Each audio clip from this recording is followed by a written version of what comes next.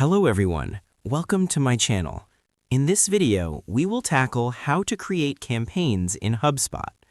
To do that, you first need to head over to your Hubspot homepage, and once you're in there, you need to head over to Marketing. And in there, you should be able to find Campaigns.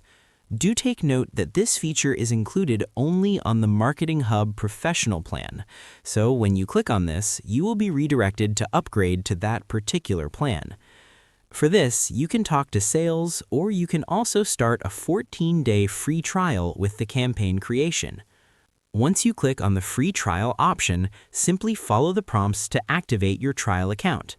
You may be asked to confirm your billing details, but you won't be charged until the trial ends. Make sure to review the features included so you can maximize the tools available.